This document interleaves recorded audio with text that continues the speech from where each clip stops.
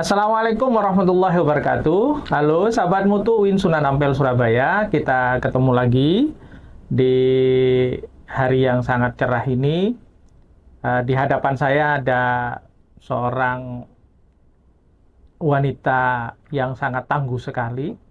Kenapa dibilang tangguh? Karena beliau menangani tentang pusat konseling yang ada di UIN Sunan Ampel Surabaya. Jadi beliau ini namanya Dr. Mairina. MSI psikolog. Oh, MSI psikolog, karena memang khusus itu yang gelar terakhir itu nggak bisa saya sebutkan, takut salah itu. Baik, sahabat Mutu Winsa, kita akan membincangkan tentang pusat konseling yang ada di Lembaga Penjaminan Mutu UIN Sunan Ampel Surabaya. Jadi selamat siang Ibu. Selamat siang. Selamat. Assalamualaikum Pak Fauzi. Waalaikumsalam. Saya kalau lihat Ibu itu kalau setiap masuk ke ruangan LPM itu yang pertama kali mesti halo semuanya. Assalamualaikum disertai dengan senyum. Nah, itu Iya, mungkin karena karena senyum psikolog itu, itu gimana bukan Bu? karena psikolog, karena Kenapa? saya ingin membuat vibe untuk bikin happy ya. Oh Karena iya. bahagia itu adalah kunci sehat Oh mental. iya iya iya iya. Gitu. Sesuai dengan topik yang akan kita bahas ya. Iya, meskipun sakit gigi tetap harus tersenyum. Tahu saja. Baik, layanan konseling itu sangat penting, terutama di UIN Sunan Ampel Surabaya. Karena layanan konseling itu akan mendukung kesehatan mental yang ada di Sivitas Akademika di UIN Sunan Ampel Surabaya, terutama Ya, mahasiswa. iya fokusnya memang pusat konseling adalah layanan untuk mahasiswa konseling dan itu gratis. Oh, gratis ya. Gratis Oh, dilayani tidak. oleh konselor sebaya dan Mm-mm. kalau memang itu butuh lebih butuh terapi gitu Ya, ya ya. dan memang masalahnya berat itu akan alih tangankan kepada konselor Oh, profesional. profesional. Nah, Berarti yang itu pertama kali itu kalau ada kaitannya dengan konseling di UIN Sunan ya Ampel itu akan ditangani oleh konselor sebaya konselor atau sebaya. bahasa Inggrisnya Apa itu? peer counselor. Oh, peer counselor itu bahasa Inggrisnya. Berapa orang itu yang menangani, Bu? Jadi pada saat awal tahun 2024 itu Hmm, 40 ya. oke. Kemudian pada saat pergantian angkatan ya. Jadi memang Ya, timnya setiap tahun berubah karena memang kan mereka kita ambilnya pada saat mereka semester 4, kemudian hmm, mereka menjalani semester 4, semester 5 1 tahun begitu. Pada saat mereka di ujung semester 5 menginjak ke semester 6 karena mereka harus MBKM, oke. kita ganti tim. Nah, Hmm, tim yang kedua tahun 2025 itu ada 100. 100 orang ya 100 orang di begitu. 10 fakultas. Tidak, jadi untuk peer counselor yang 100 itu adalah memang dari 3 prodi, dari Hmm, prodi psikologi, hmm, bimbingan konseling Islam, dan ya, tasawuf psikoterapi. Karena terapi. mereka adalah asumsinya yang mereka tahu terkait dengan bagaimana masalah-masalah psikologis, penanganan seperti apa. Basicnya mereka tahu. Ya. Tapi untuk tahun 2025 itu sesuai dengan quadruple Pak Winsa, Pak Rektor, Rektor. Pak Nah, Rektor itu ya, ya. terkait dengan kampus, ya, kampus rumah Sebagai sebagai rumah rumah kedua kedua, biar yang kerasan. aman dan nyaman. Nah, Hmm, untuk nyamannya itu sehingga ada kebijakan setiap prodi per fakultas itu 2%. 2%, ya. Nah, kita Berarti bentuk mereka itu ada di masing-masing fakultas ada ya? di masing-masing UPPS itu ada. Jadi Hmm, perwakilan setiap prodi. Jadi ada hmm, mungkin yang 5 orang, gitu. Mereka hmm, adalah yang sebagai teman bincang di prodi. oke, Nah kemarin sampai kita kumpulin mereka, mereka sempat komunikasi dengan konselor sebaya yang ada di ya, pusat konseling, oke. begitu. Kalau misalkan begini, saya misalkan mahasiswa fakultas nih, Ya, misalkan di Fakultas Tarbiyah, mm-mm. mau ketemu dengan konselor sebaya itu gimana caranya itu? Sebetulnya gampang ya, asal sudah follow Instagramnya, itu Nah, itu nanti ini penting ini iya follow di link Instagram ya. bio itu ada Ah, link daftar Instagram, nanti hmm, klik aja di situ, nanti ya, eh, apa namanya, nggak perlu nyebutin nama, oke. karena Berarti memang rahasianya ya terjaga ya, confidential itu kita jaga. kita Jadi kita jaga. hanya nyebut instruksinya di itu kan Hmm, nyambung ke kayak link Google apa namanya Google Form gitu ya. ya, Itu nomor WhatsApp yang ya, aktif, hmm, kemudian jenis kelaminnya apa, Oke. usia berapa, Oke.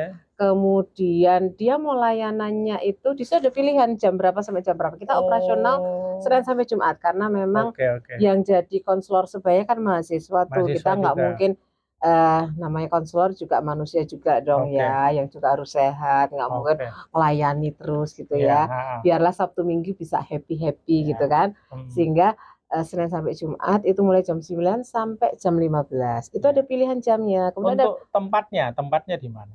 tempatnya bisa pilihan ya. Pilihan tuh ada pilihan jam, ada pilihan waktu offline atau online, Oh, ya, ya, ada ya. pilihan tempat di kampus Gunung Anyar atau di kampus Ahmad Yani. Ahmad Yani. Karena Oke. kita ada 2 tim. Jadi teman-teman yang backgroundnya peer konselor kita yang dari psikologi itu standby-nya di Gunung Anyar. Oke. Sedangkan yang bimbingan konseling Islam dan tasawuf psikoterapi standby-nya untuk melayani yang di Ahmad Yani. Oh. Kemudian mereka harus juga menuliskan problem singkat, problemnya itu apa sih, sehingga untuk clue teman-teman konselor sebaya untuk mau ini aku bisa handle nih. Iya, gitu. iya, iya, iya. Berarti siapapun yang ada di UIN Sunan Ampel Iya. yang itu mahasiswa itu Iya. kalau mau ketemu dengan konselor sebaya tinggal follow akun Iya. kemudian mengisi data. Iya itu. Ya, begitu Nah mudahnya gini ya. Pak Fauzi, kenapa Gimana? kita juga mencantumkan usia? Usia. Mungkin karena sudah viral atau apa ya, alhamdulillah Iya. ya. Yang follow kita mungkin juga di luar UINSA. Oh, ada yang dari luar juga? Kayaknya ada. Iya, Bahkan iya, kemarin itu juga follow kita ada mahasiswa asing dari Malaysia Oh, juga iya, gitu iya, ya. iya, iya. Ada Menarik, juga menarik, nih. menarik. Tapi lucu nih, Iya. usia 34 tahun. Kemudian masalahnya KDRT. Nah, ada gitu. Iya, iya. Kemarin teman-teman peer konselor gini, Bunda ini nomor 114 usianya 29 tahun, masalahnya adalah putus hubungan kerja dan ditinggal istri. Waduh. Nah, hal kayak gitu biasanya karena saya sebagai koordinatornya saya filter. Oh, iya, Kalau iya. seperti itu saya sampaikan kepada teman-teman sudah Bukan tidak usah mahasiswa direspon, ya. biar kami yang konselor profesional, terutama saya sebagai koordinator yang kemudian memfilter, menanyakan dulu, kami sampaikan kami tidak melayani di luar mahasiswa. Berarti disampaikan juga. Iya, disampaikan. Ya, meskipun ini khusus untuk mahasiswa, ternyata dari luar juga banyak, bahkan internasional. Malah beginilah, terus kalau saya ingin konseling harus kemana begitu. Biasanya saya arahkan silakan kalau di UINSA juga di klinik Pratama juga melayani itu. Oh, bisa diarahkan ke sana. Iya, gitu.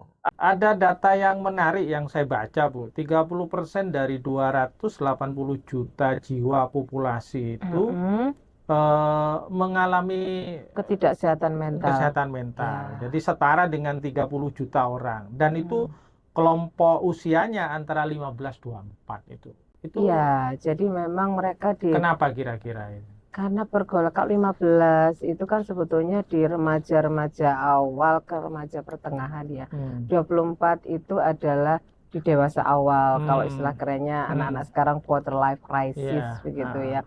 Itu banyak sekali kondisi-kondisi emosional mereka yang unstable. Nah, problemnya macam-macam, Pak Fauzi. Biasanya sumber utamanya 80% temuan kita tahun lalu dan tahun ini juga sumbernya adalah keluarga. Oh, keluarga. Iya. Berarti ada persoalan di luar ini ya, di luar, maksudnya kalau anak mahasiswa kuliah ada di luar itu ya. Tapi impact-nya luar biasa. Impact-nya adalah mereka akhirnya sulit bergaul. Contoh nih yang barusan. Jadi in case dia itu ada masalah perpisahan orang tuanya sejak kecil. Kemudian ibunya single fighter begitu. Kemudian ternyata dia menemukan bahwa kakak-kakaknya juga sekarang ngeri juga ya, pinjol judol. Nah, dari situ dia merasa insecure, merasa bahwa saya tidak pantas punya teman, sehingga akhirnya dia menarik diri dari pertemanan. Nah, ini yang salah satu itu, sehingga kita harus membangkitkan motivasi dia untuk dia mau berteman. Kita gali sebetulnya kekuatan kamu itu apa, sehingga Jadi dia menyadari ketika dia bahwa masuk ke UINSA, motivasinya kita naikkan, kita gitu. dipositifkan rasanya seperti itu. Nah, ini supaya dia bisa berproses untuk adaptasi, untuk menghadapi tantangan-tantangan di dunia akademik, begitu. Ya. Kalau ini saya mau nanya, kalau misalkan laki-laki yang melayani laki-laki juga? Iya dong. Oh, Ya, ini perlu jelas ini. oh ya, jadi begini, karena makanya kan jenis kelamin di link itu ya. ada jenis kelaminnya juga. Sehingga kalau misalnya konseling laki-laki biasanya oleh admin konseli laki-laki. Silakan peer konselor yang laki-laki merespon. Oh ya, begitu. Karena kan kami juga harus menjaga jangan sampai ada hal-hal yang tidak diinginkan. Ya. Kalau gitu. terkait dengan ini kan, ini kan eranya Gen Z, Bu. Nah, terkait dengan Gen Z itu kira-kira kalau dalam proses perkuliahan itu apa yang paling banyak persoalan apa dengan dosennya gitu? Ya seringkali begini yang seringkali. Atau dengan temennya gitu kan? Nah. Kalau sama temennya tuh seringkali merasa bahwa toxic relationship. Nah, kenapa mereka menganggap toxic relationship itu tadi gini?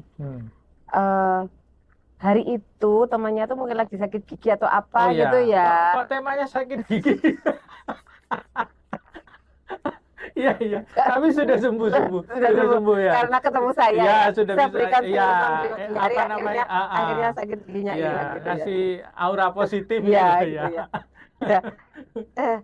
Terus nggak nyapa, dia tuh bukan niatnya nggak nyapa. Itu tuh sudah merasa bahwa atau misalnya awalnya dia masuk dalam circle itu. Tiba-tiba agak di-kick gitu ya. Nah, itu dia merasa bahwa aku dijahati. Iya, kayak waktunya ngopi tidak ngopi gitu ya. Dia waktunya ngopi terus dia nggak diajak termasuk nggak diajak ke royal gitu ya. Gitu-gitu itu aja kan. Gitu-gitu simpel-simpel.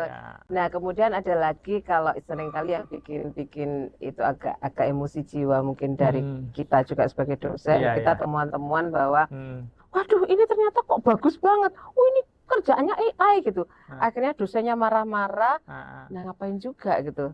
Ya kita kan paling tidak bagaimana ya apa carane. Ini kita nggak bisa, namanya mereka Gen Z, mereka sudah hidup dalam dunia yang lahir procot itu sudah ada handphone, meskipun belum seperti sekarang. Intinya nggak apa-apa, tapi penyadaran itu penting. Iya. Itu kira-kira. Iya, yang penting penyadaran bagaimana kita menyikapinya, bagaimana kita ya agak trikinya ini tahu bagaimana contoh misalnya anak itu ngerjakan tugas pasti nanya dong ke AI gitu kan. Itu tidak bisa dihindari. Tidak bisa dihindari. Tapi bagaimana caranya kita tetap membuat dia sistem sensorinya jalan.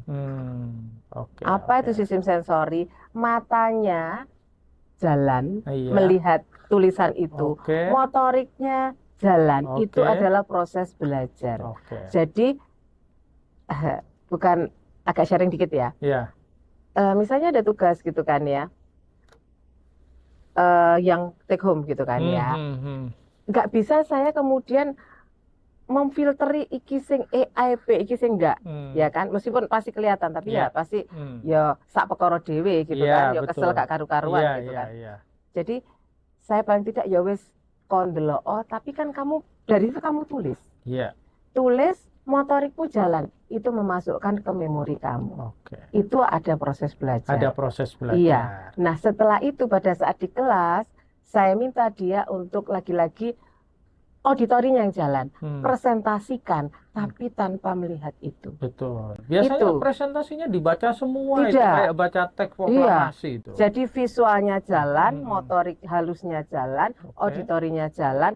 Meskipun bisa jadi awalnya dia sumbernya dari AI, tapi ada proses belajar. Kemudian diskusi situ, sudahlah paling tidak ada sesuatu yang tetap dia hasil diskusi itu, ada brainstorming di situ, ya sudah, itu proses belajar.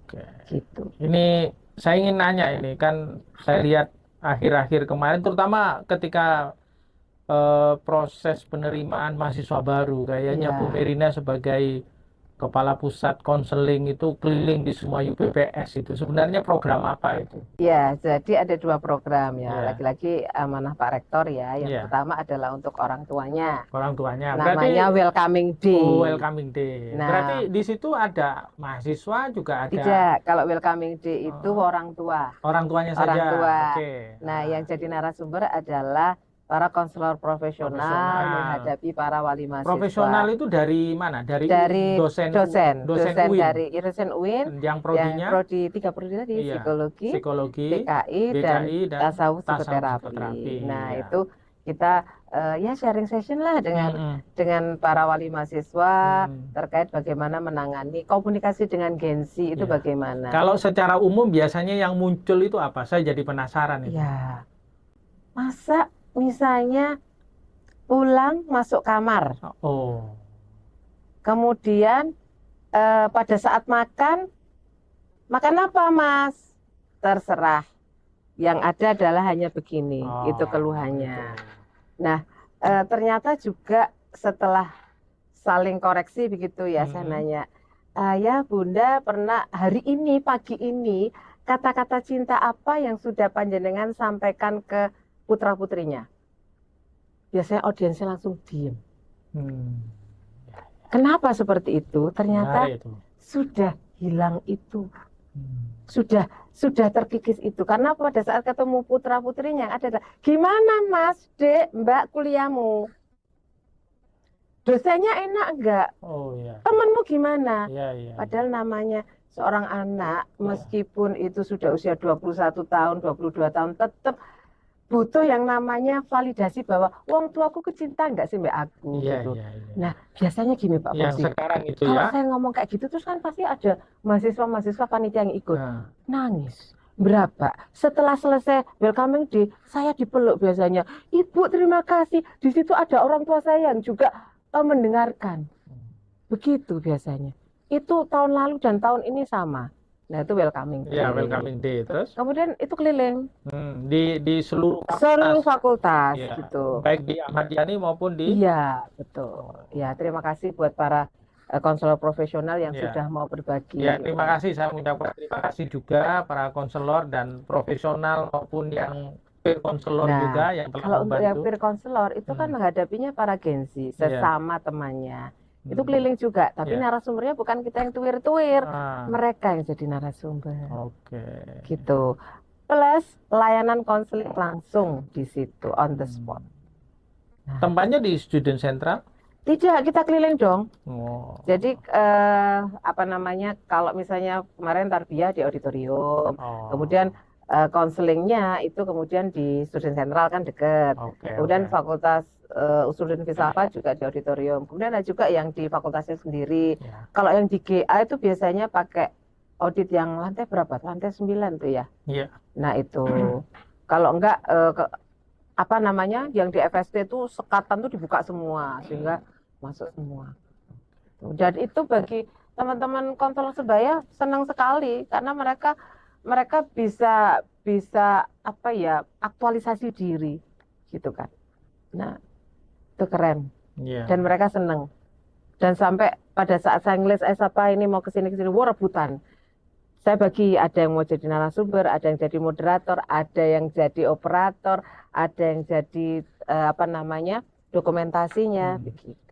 Berarti konseling yang konselor atau konseling yang dilakukan di UINSA itu ya menggali dari dalam sendiri, digunakan untuk mahasiswa sendiri, jadi semuanya dari dalam. Berarti tenaganya cukup nggak itu dari ya sebetulnya ya kurang ya. Tapi dibilang kurang banget juga enggak, karena kan memang yang namanya masalah-masalah psikis itu tidak semua orang mau open. Ya kan? Benar.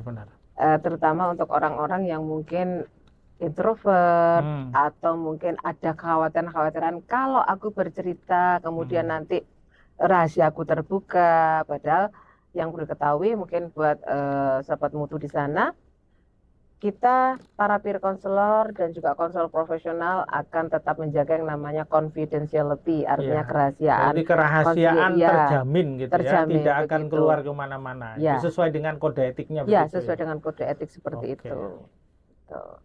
Nah, selain itu kita juga punya acara namanya Insight Talk.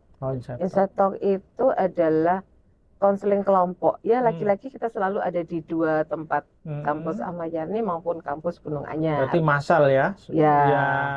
Ya, Kelvin kegiatan. Satok namanya konseling kelompok maksimal biasanya 30 orang. Hmm. Dan tema-temanya kita selalu bukan dari saya, dari mereka, dari teman-teman peer counselor ini Bu yang lagi yakin yang harus dibicarakan gitu. Itu. Iya, oke. Terima kasih Terima Ibu kasih. Dr. Semoga Merina. tetap bisa istiqomah ya kita Amin. melakukan ini karena memang melayani Hmm. konseling itu kan kita harus buka telinga lebar-lebar. Oh, itu prinsipnya. Kemudian Terus? buka hati kita, kita nggak boleh stigma sedikit aja nggak boleh. Misalnya nih ya, namanya orang itu pada saat masuk kan ya penampilannya macam-macam ya. Iya. Kita nggak boleh langsung ngejudge, Ya. nggak boleh stop, bener harus stop. Apapun dia kita harus terima dan itu yang memang selalu saya tekankan pada tim konselor sebaya itu jangan ngejudge teman-temanmu sendiri karena mereka juga adalah mungkin kita bisa juga punya problem seperti mereka juga. Buka telinga lebar-lebar, buka hati seluas samudra. Wah, luar biasa. Buka telinga lebar-lebar, buka hati seluas samudra. Luar biasa. Terima kasih disampaikan Terima kasih Ibu. atas kesempatannya Nanti Pak kita Fauzi. sambung kembali. Semoga sehat selalu Amin. segalanya, sakit fisik maupun sakit Amin. hati, terutama Nah, jangan sakit gigi. Ya. Terima kasih. Oke, sahabat mutu, kita akhiri perbincangan kali ini. Nanti kita sambung kembali di episode yang lain karena episode kita masih banyak. Terima kasih telah menonton podcast kami di Lembaga Penjaminan Mutu Win Sunan Ampel Surabaya. Assalamualaikum warahmatullahi wabarakatuh.